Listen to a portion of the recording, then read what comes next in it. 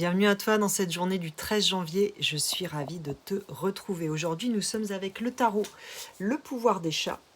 Et nous sommes avec cette carte, le 9 de coupe.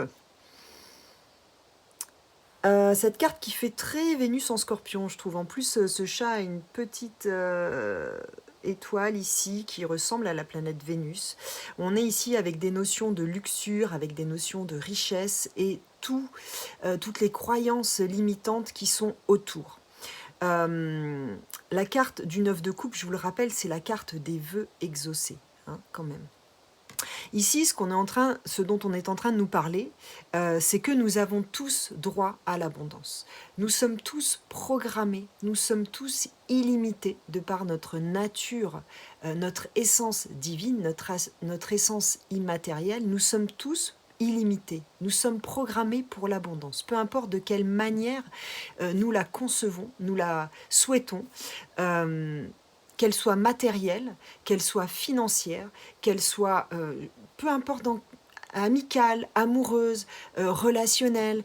L'abondance, c'est notre ADN, je dirais. L'illimité, l'infini, c'est notre touche. C'est notre touche à nous, les êtres humains, et à tout ce qui est universel, en fait. Nous sommes illimités.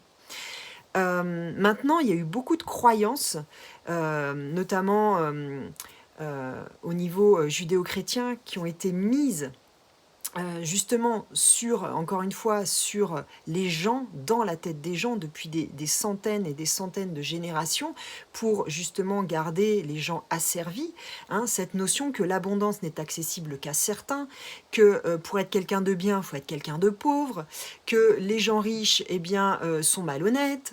Donc il y a toutes ces croyances-là à l'intérieur de nous, qu'il est bon d'aller voir, qu'il est bon d'aller regarder, parce que beaucoup disent oui, mais il n'y a pas assez pour tout le monde sur la planète et tout. Mais moi, je suis persuadée du contraire. Déjà, et d'une, nous ne voulons pas tous la même chose.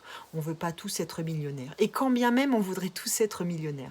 Avec tout l'argent qui circule dans les États, dans les pays, toutes ces structures très fermées qui ont été construites, tout cet argent, on pourrait largement tous avoir 1 million, mais carrément, c'est largement faisable. Quand vous voyez les sommes des budgets, les sommes des achats d'armes, des choses qui passent, mais bien sûr qu'il y a assez d'argent pour tout le monde.